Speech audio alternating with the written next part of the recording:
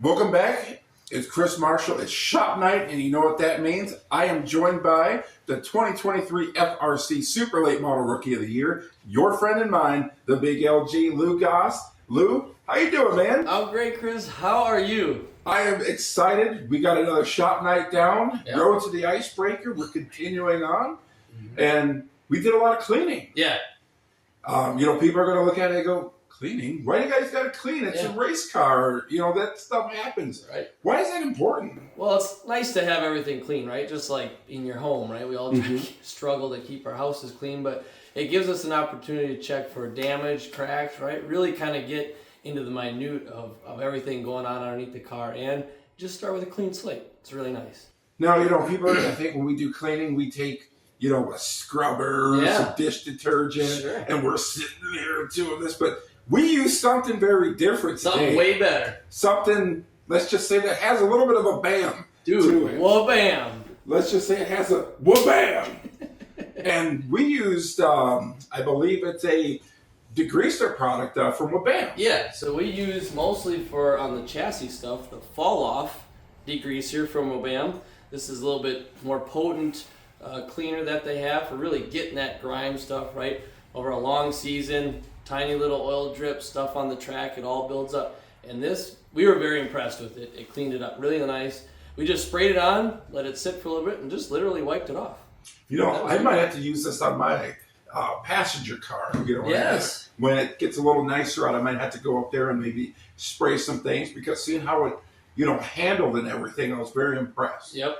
Now, as we continue on, we might have to maybe go to the back and maybe spray some of the stuff. Maybe, and I think we did some of the stuff inside also. We did. For the interior, or something that you need just a little bit lighter cleaning, wha-bam Blast. It's a citrus cleaner. Sprayed it on, wiped it off. It was great. More like light oil, haze, dust on the interior.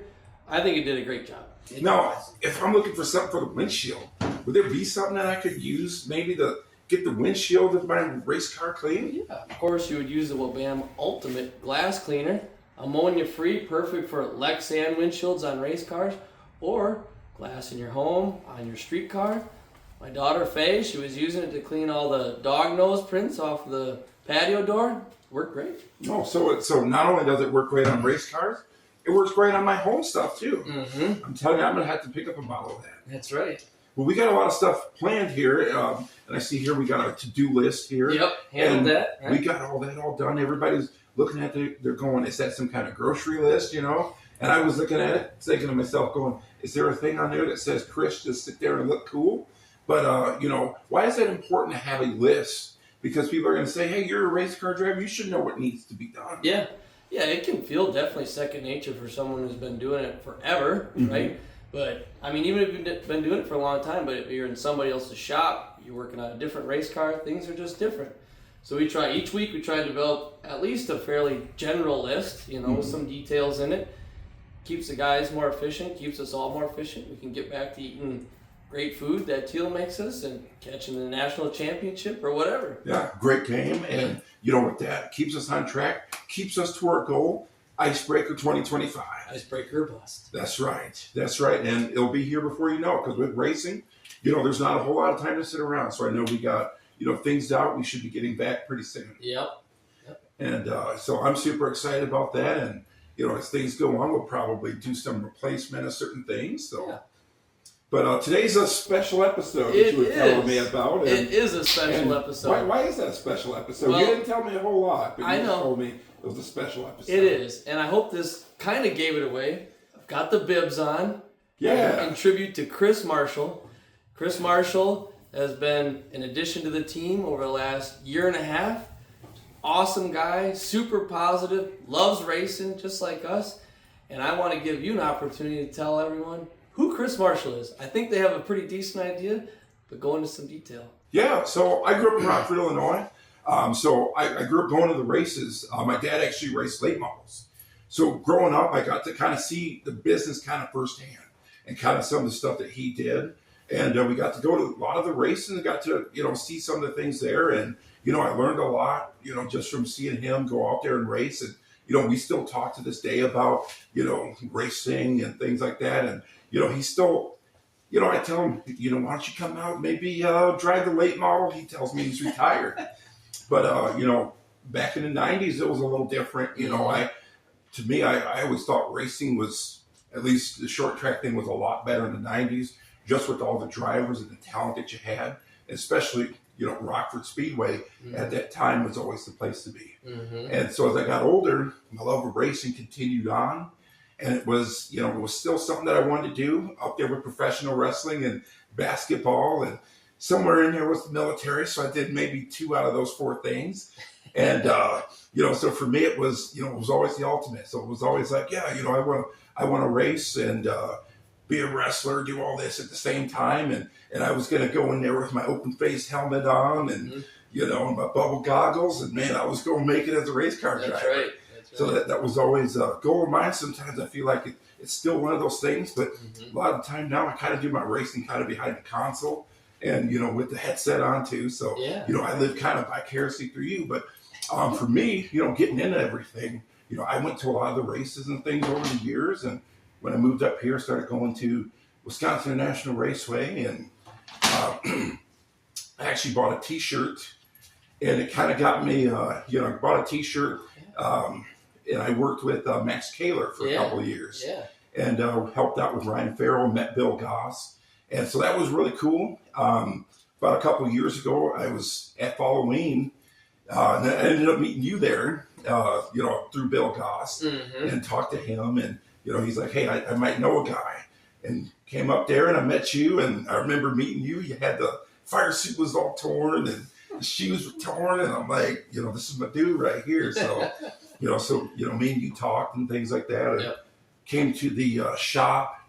I think I must have sat at the gate for about 15 minutes.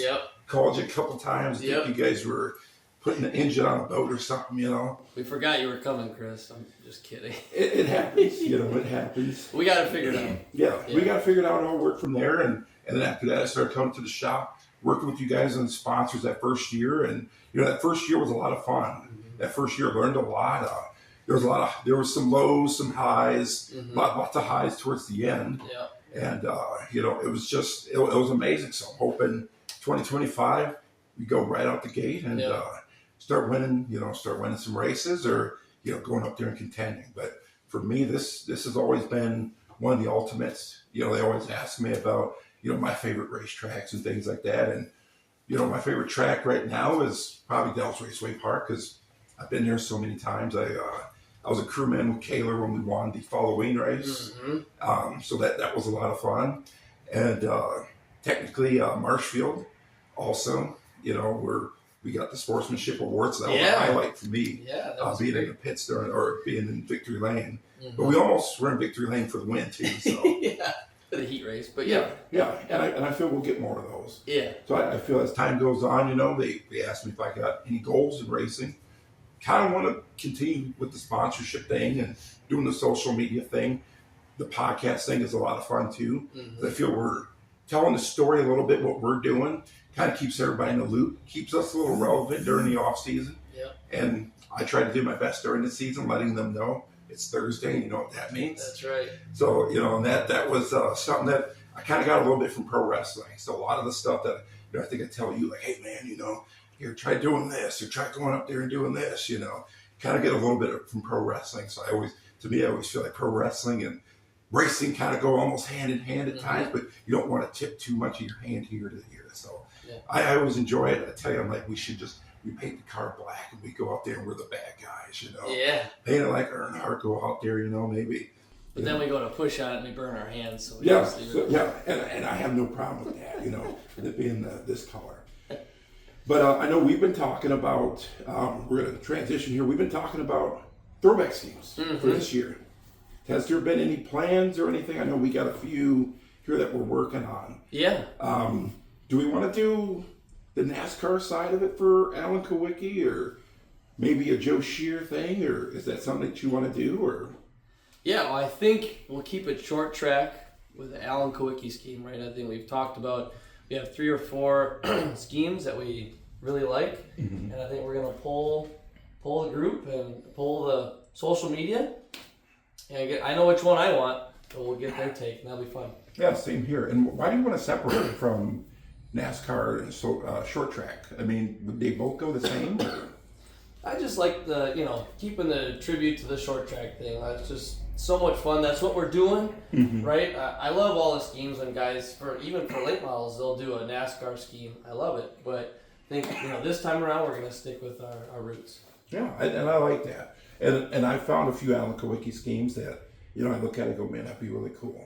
And it gives the people something to kind of remember, because a lot of the fans have kind of grew up with Alan, and so I remember when we brought the car for the racing roundup show, there was a lot of guys that came up and they're like, hey, I love the car, and I went to high school with Alan, or I was on his team when he raced up here. So for me, I thought that was really cool that a lot of people knew Alan, and with our connection to Alan and stuff, or your connection to Alan, I thought that was really cool, and just to have that and represent the Scholarship Foundation, I thought was really cool. Yep.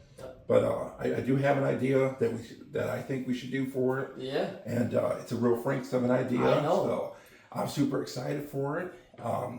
And I know we should give them a little preview of things for next week. Yeah, absolutely. I think next week, what do we have planned for next week? We'll have some more car updates, of course, right? I think we're going to start getting some parts in, start getting this thing back together, right? That'll be a big thing, that'll be huge. That'll probably be the focus of next week, I'm thinking. Yeah, now, as things continue on, what else do you still have left to do? Obviously, we got to get the motor back. We kind of made our parts list today to order that stuff, a lot of body stuff. Fortunately, it's nothing too major. We over the last couple of years, we've had some major stuff to deal with. This off season, at this point, it's still pretty much just kind of a maintenance thing, which is nice. I think it'll help expedite our efforts to get this thing done. And this is going to be kind of tough, but I don't know if you can race the car without seatbelts. Yeah, that's definitely on the list. It's the new belts. Yeah, and the new belts, how long will those new belts be good for? 2 years. 2 years? Yeah, that's pretty standard on them all. And ours are good through June, but we're not going to bother switching them out in the middle of the season. So we'll just handle that right now. And that makes sense. Yeah. And you don't have to do anything with the seat or get that refitted or anything like that. No, seats should be good. We'll just get the same belts that we had. They're a nice Simpson belt, and we'll bolt them right in right where they were at. Well, I'll be excited for next week. I'll be looking to see my name on the roster sheet and what I have set for my duties to do that day. Yeah. Well, with that being said, I want to thank you guys for joining us for Shop Night. And you know what that means? You guys have a good one, and we'll see you next week. Nice job. Hell yeah.